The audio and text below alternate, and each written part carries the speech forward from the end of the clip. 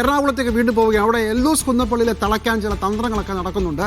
എന്തൊക്കെയാണ് മയക്കുവെടി വെക്കാനുള്ള വിദ്യ എന്ന് നോക്കാം. സിബി ചേരുകയാണ്. സിബി, ആരാണ് ഇടപെടുന്നത്? മിക്കവാറും രമേശ് ചെന്നിത്തല ആയിരിക്കണം. എങ്ങനെയാണ് ഇടപെടൽ? എൽദോസ് കുന്നപ്പള്ളിയിൽ മയങ്ങുമോ?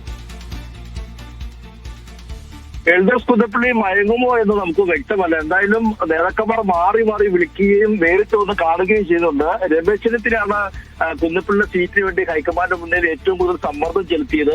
എന്തായാലും അവസാനം സീറ്റ് ലഭിച്ചില്ല. പക്ഷെ ഇപ്പോൾ എൽദോസ് കുന്നപ്പള്ളി ഇന്നലെ പറഞ്ഞത് തന്റെ തീരുമാനം ഇന്ന് അറിയിക്കുമെന്നുള്ളതായിരുന്നു.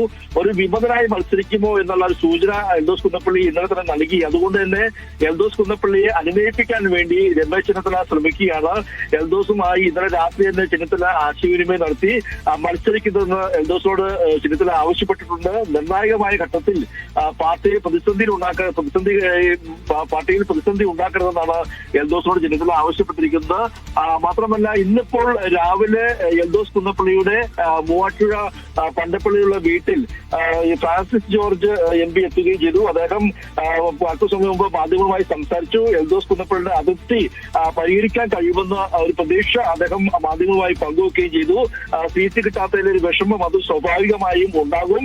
എൽദോസ് UDFിനൊപ്പം നിൽക്കും, സ്വതന്ത്രനായി മത്സരിക്കുന്നുവെന്ന് കരുതുന്നില്ല എന്നും അദ്ദേഹം പറയുകയും ചെയ്തു. അതായത് മൂവാറ്റുപുഴ പണ്ടപ്പള്ളിയിലെ വീട്ടിലും എൽദോസ് കുന്നപ്പള്ളിയില്ല, പെരുമ്പാവൂരിലെ പുല്ലുവഴിയിലെ വീട്ടിലും കുന്നപ്പള്ളിയില്ല. കുന്നപ്പള്ളി എവിടെ എന്ന ചോദ്യത്തിന് നേതാക്കന്മാർ ആരും തന്നെയും വ്യക്തമായ ഉത്തരം ലഭിക്കുന്നില്ല. മറ്റൊരു കാര്യം ചോദിച്ചോട്ടെ. ഇനി അഥവാ എൽദോസ് കുന്നപ്പള്ളിയിൽ മത്സരിച്ചു എന്ന് തന്നെ ഇരിക്കട്ടെ, അങ്ങനെയാണെങ്കിൽ UDFിന്റെ കോൺഗ്രസിന്റെ സാധ്യതകളെ എത്രത്തോളം ബാധിക്കും? അങ്ങനെ വലിയൊരു പിന്തുണ കഴിഞ്ഞ തവണയും മുമ്പത്തെ തവണയൊക്കെ പല സമവാക്യങ്ങളിലൊക്കെ പശ്ചാത്തലത്തിൽ കൂടിയായിരുന്നു അദ്ദേഹത്തിന്റെ വിജയം. അങ്ങനെ ഒരു ശല്യം ഉണ്ടാകാൻ സാധ്യതയുണ്ടോ? പെരുമ്പാവൂരെ സംബന്ധിച്ച് LDFിലും UDFിലും ഒരുപോലെ പ്രശ്നങ്ങളുണ്ട് എന്നുള്ളതാണ് ഇതിന്റെ യാഥാർത്ഥ്യം. അതുകൊണ്ട് നമുക്ക് പ്രൊഡക്റ്റ് ചെയ്യാൻ കഴിയില്ല. കാരണം UDFിനെ സംബന്ധിച്ച് മനോജ് മുത്തരൻ ഇന്നിപ്പോൾ രാവിലെ തന്നെ പ്രചരണം ആരംഭിച്ചു. അവിടെ എൽദോസ് കുന്നപ്പള്ളി ഒരു വിമതനായി മത്സരിക്കുന്ന ഒരു സാഹചര്യം ഉണ്ടായി കഴിഞ്ഞാൽ ഒരുപക്ഷെ നമുക്കറിയാൻ കഴിയുന്നത് 90% മത്സരിക്കാൻ കുന്നപ്പള്ളി തയ്യാറെടുക്കില്ല എന്നുള്ളതാണ്.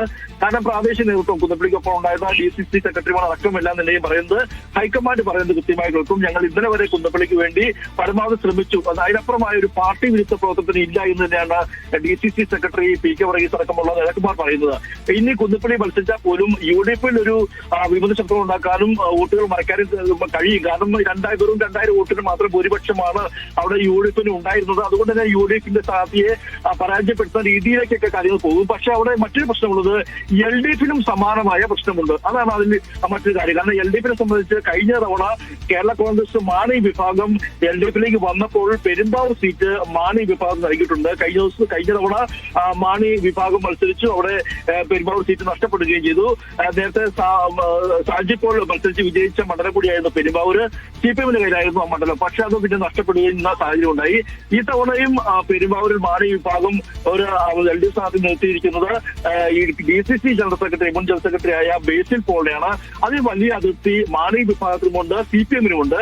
അതിൽ ഈ ഒരു സ്ഥാനാർത്ഥി പ്രഖ്യാപനത്തിന് പിന്നാലെ മാണി വിഭാഗത്തിലെ ജില്ലാ നേതാക്കന്മാരെല്ലാം തന്നെ കൂട്ടത്തോടെ രാജിവെക്കുന്ന ഒരു സാഹചര്യവും എറണാകുളം ജില്ലയിൽ ഉണ്ടായി. അതും വാർത്താ സമ്മേളനം വിളിച്ചതാണ് മാണി വിഭാഗത്തിലെ ജില്ലാ പ്രസിഡന്റ് അടക്കം രാജിവെച്ചത്. അതായത് LDFിലും വലിയ പ്രശ്നമുണ്ട്, UDFിലും വലിയ പ്രശ്നമുണ്ട്. ഈ രണ്ട് പ്രതിസന്ധി നോക്കുമ്പോൾ പ്രത്യേകിച്ച് പെരുമ്പാവൂർ മണ്ഡലം LDFിനെ UDFിനെ പിന്തുണച്ചിട്ടുള്ള മണ്ഡലമാണ്. നേരത്തെ PP തങ്കച്ചന്റെ മണ്ഡലമായിരുന്നു. പിന്നീടാണ് സാജി പോൾ തിരിച്ചു വിളിച്ചത്. സാജി പോൾ പിന്നെ എൽദോസ് കുന്നപ്പള്ളി തിരിച്ചു വിളിക്കുന്നു. ഇപ്പോൾ കഴിഞ്ഞ തവണ കുന്നപ്പള്ളി വെറും 2000 വോട്ട് താഴെ മാത്രമാണ് വിജയിച്ചത്. ഇവിടെ സഭയ്ക്ക്, യാക്കോബായ സഭയ്ക്കും സീറോ മലബാർ സഭയ്ക്കും ഒക്കെ മേജറായി വോട്ടറുള്ള ഒരു മണ്ഡലം കൂടിയാണ്. അതുകൊണ്ട് തന്നെ നമുക്ക് കൃത്യമായി പ്രവചിക്കാൻ കഴിയില്ല. രണ്ട് ഭാഗത്തും പ്രശ്നമുണ്ട്. ഒരുപക്ഷെ CPMനാണ് ഈ സീറ്റ് ആയിരുന്നെങ്കിൽ സാജി പോൾ ഇവിടെ മത്സരിച്ചതെങ്കിൽ ഒരു പക്ഷേ അത് LDFിന് ഗുണം ചെയ്യുമായിരുന്നു. പക്ഷേ മാണി വിഭാഗത്തിലായതുകൊണ്ട് അത് കൃത്യമായി പറയാൻ കഴിയില്ല. കൂടാതെ നമുക്ക് അറിയാൻ കഴിയുന്നത് എൽദോസ് കുന്നപ്പള്ളി ഒരു വിമതനായി മത്സരിക്കാനുള്ള സാധ്യതയില്ല. മറിച്ച് ഒരു DCC അധ്യക്ഷ സ്ഥാനം ഉൾപ്പെടെ മേടിക്കുക എന്നുള്ളൊരു തന്ത്രമാണ്, ഒരു സമ്മർദ്ദമാണ് ചെന്നിത്തല ഇവിടെ കുന്നപ്പള്ളി ഇവിടെ നടത്തുന്നതാണ് നമുക്ക് ഇപ്പോൾ ലഭിക്കുന്ന വിവരം.